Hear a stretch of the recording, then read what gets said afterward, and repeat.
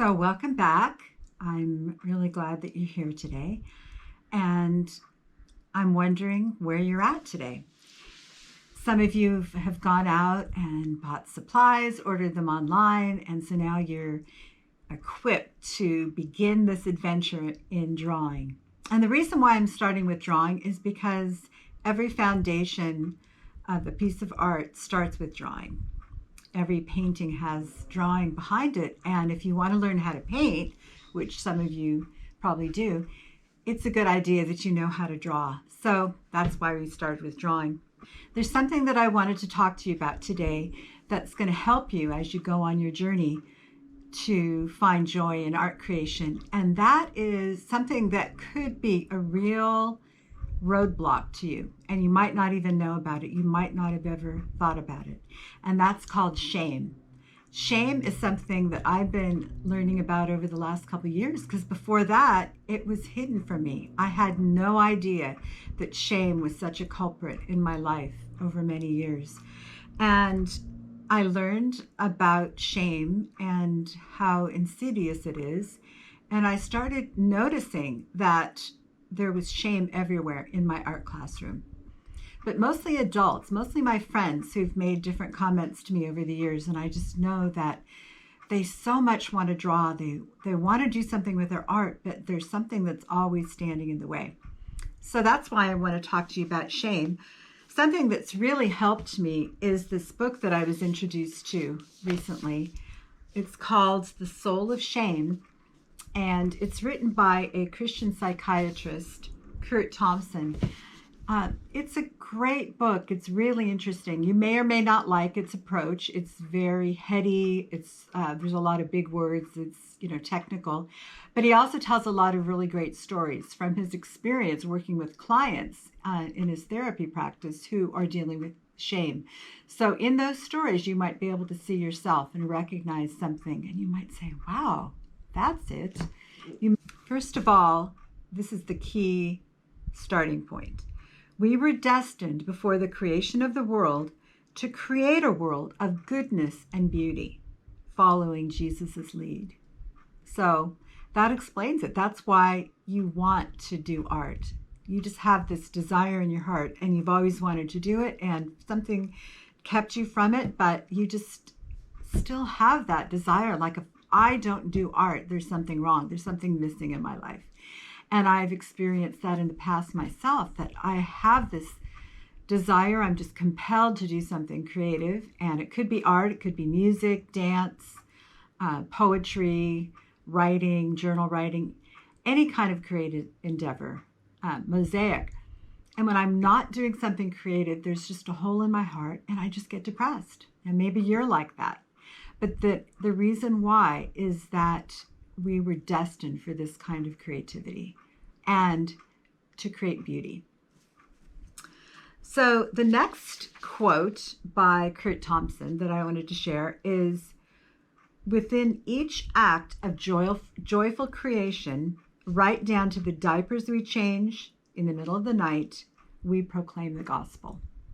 So not only is art creation a proclamation of the gospel, but also the mundane acts of life, doing the dishes, taking care of our children, changing the diapers.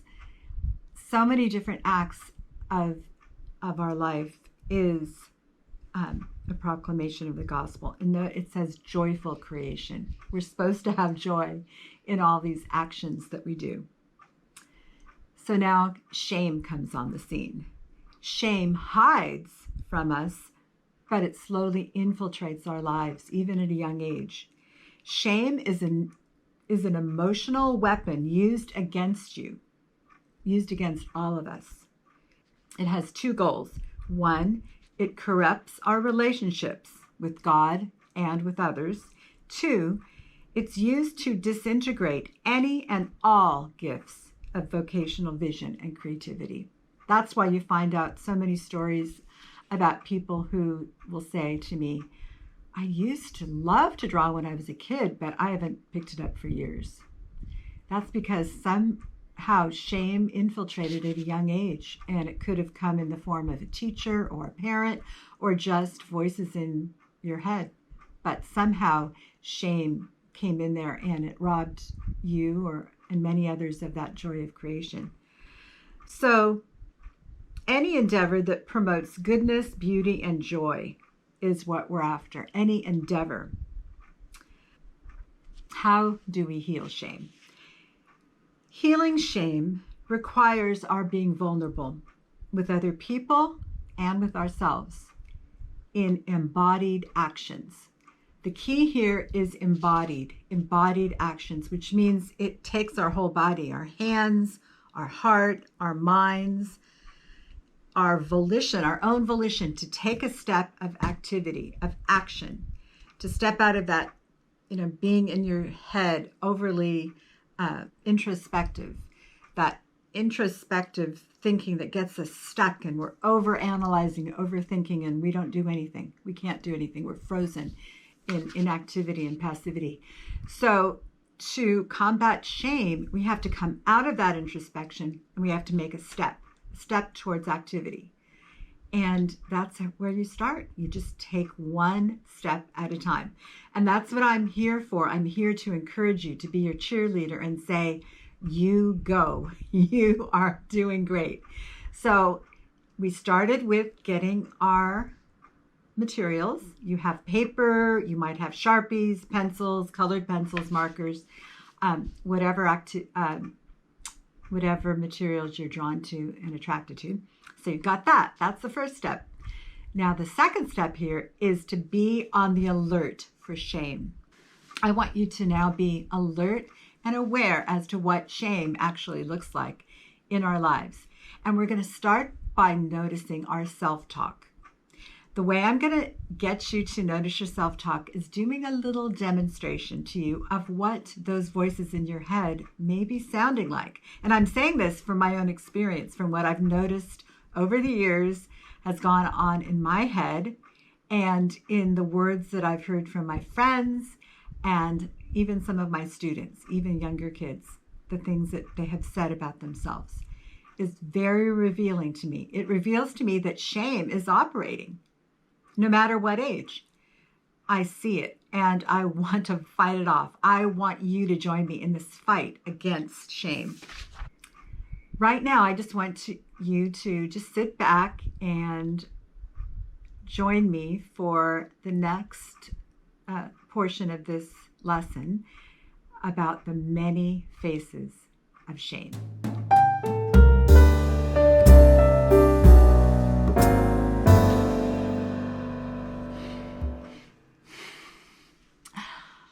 I just think that's just precious what you're doing with this artwork.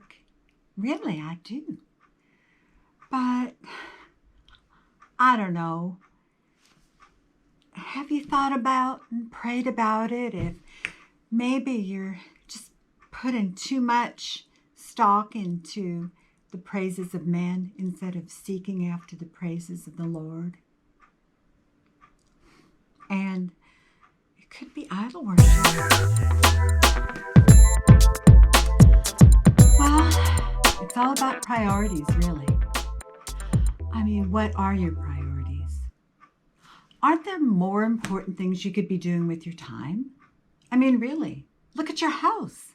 It's a mess. I mean, really, you need to be a lot more responsible. It's just a waste of time doing this art stuff.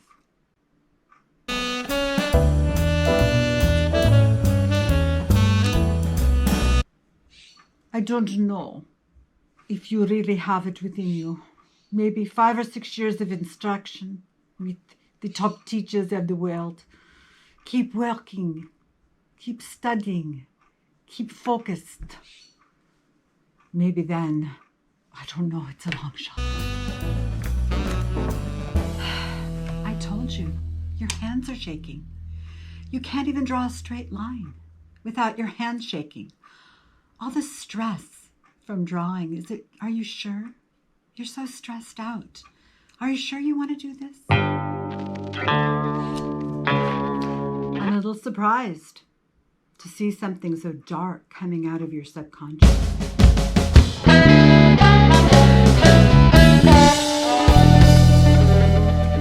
This drawing proves what I already thought, what I already knew. you don't think very well of yourself. I mean, look at that drawing. You made that little tiny image in the corner of the page. That proves to me that you don't think very much of yourself at all, do you? Are you sure you want to make that image so big? I mean, if you do that, everyone's going to see that you don't know how to draw. And then everybody will know. You can't hide this anymore. So just tone it down a little bit. Don't try so hard to do something with your art. It's just a dead giveaway. Everyone's going to know you're not really that good. It's hard to imagine that you'll ever really be as good as her. I mean, really, she's so good. She's so much better than you. Why would you even want to try to compete with that?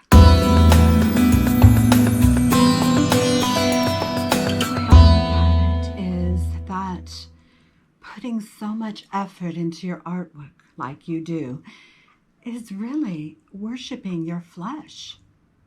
I mean, we're supposed to be crucifying our flesh. Otherwise, we're just worshiping idols and just putting so much effort into these material things, this material body that we live in. We need to transcend above our material body and crucify the flesh.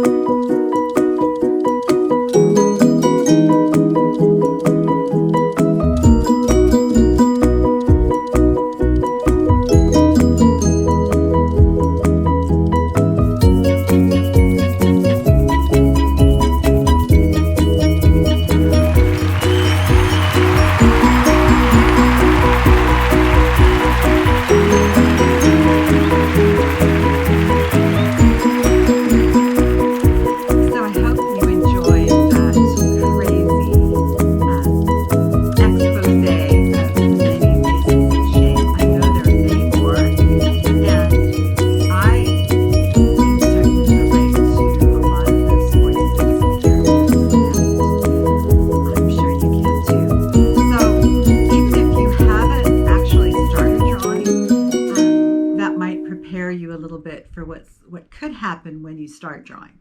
Because when you start drawing and you have an assignment, you're taking a class, or maybe you're just doing something on your own, you're going to discover some voices that you never even knew were there.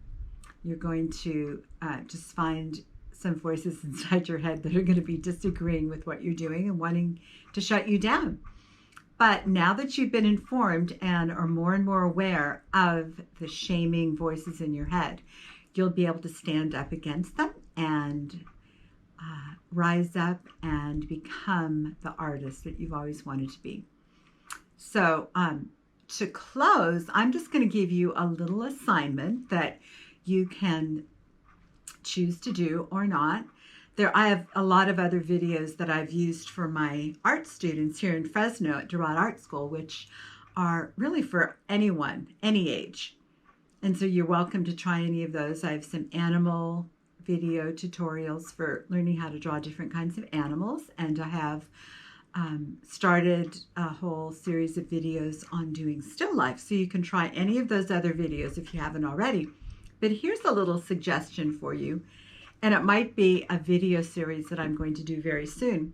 So many of my friends love birds like I do. And if you know me, that you know that I have a real thing about hummingbirds.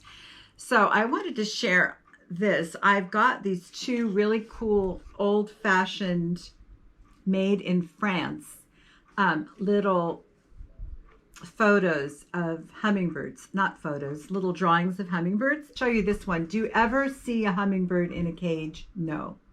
Hummingbirds are free. They are free. They are very beautiful and symbolic too. Hummingbirds have a special meaning for a lot of people.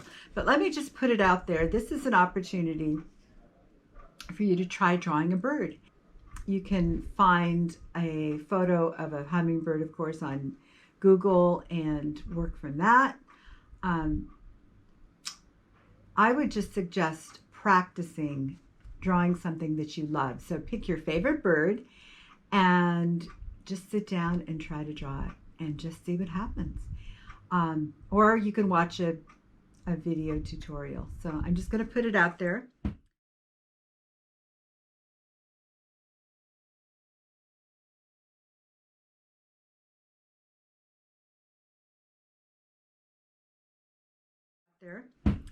I'm excited to see what's going to happen with your newfound freedom. And as you grow in your ability as an artist, you'll tackle more voices of shame. I'm sure they'll come up. They keep coming up to me as I just keep practicing and growing. And it doesn't mean that you just can't fight those voices off and just keep growing. So here's to joy in your art, freedom in your art. Of course, you're not a caged bird, and neither is that hummingbird. So I'm really glad you joined me today. I hope that you have a wonderful time and you find great joy in growing in your creative process. All right, until next time.